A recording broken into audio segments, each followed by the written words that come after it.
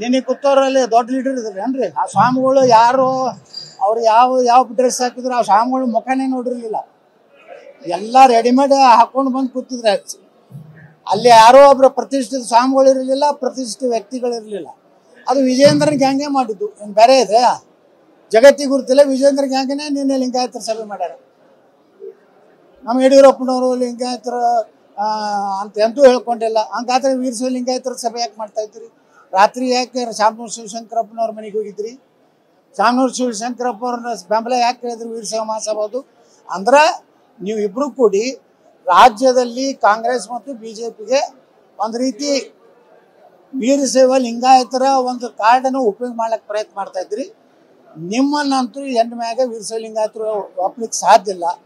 ವೀರಶೈವ ಲಿಂಗಾಯತರು ಸಿಗುವಂಥ ಮೀಸಲಾತಿಯನ್ನು ಈ ರಾಜ್ಯದಲ್ಲಿ ಯಾರಾದ್ರೂ ತಪ್ಪಿಸಿದ್ರೆ ಅದು ಯಡಿಯೂರಪ್ಪ, ವಿಜಯೇಂದ್ರ. ನಿನ್ನೆ ಕೂತವ್ರಲ್ಲಿ ದೊಡ್ಡ ಲೀಡರ್ ಇದ್ರೇನ್ರಿ ಆ ಸ್ವಾಮಿಗಳು ಯಾರು ಅವ್ರು ಯಾವ ಡ್ರೆಸ್ ಹಾಕಿದ್ರು ಆ ಸ್ವಾಮಿಗಳು ಮುಖನೇ ನೋಡಿರ್ಲಿಲ್ಲ.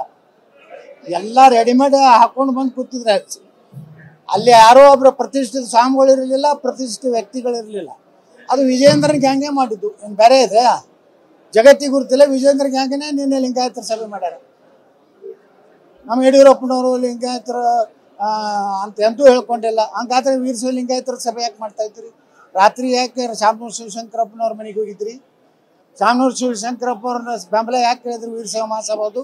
ಅಂದ್ರೆ ನೀವು ಇಬ್ರು ಕೂಡಿ ರಾಜ್ಯದಲ್ಲಿ ಕಾಂಗ್ರೆಸ್ ಮತ್ತು ಬಿಜೆಪಿಗೆ ಒಂದು ರೀತಿ ವೀರಶೈವ ಲಿಂಗಾಯತರ ಒಂದು ಕಾರ್ಡನ್ನು ಉಪಯೋಗ ಮಾಡ್ಲಿಕ್ಕೆ ಪ್ರಯತ್ನ ಮಾಡ್ತಾ ಇದ್ರಿ.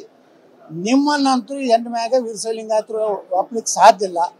ವೀರಶೈವ ಲಿಂಗಾಯತರು ಸಿಗುವಂಥ ಮೀಸಲಾತಿಯನ್ನು ಈ ರಾಜ್ಯದಲ್ಲಿ ಯಾರಾದ್ರೂ ತಪ್ಪಿಸಿದ್ರೆ ಅದು ಯಡಿಯೂರಪ್ಪ, ವಿಜಯೇಂದ್ರ.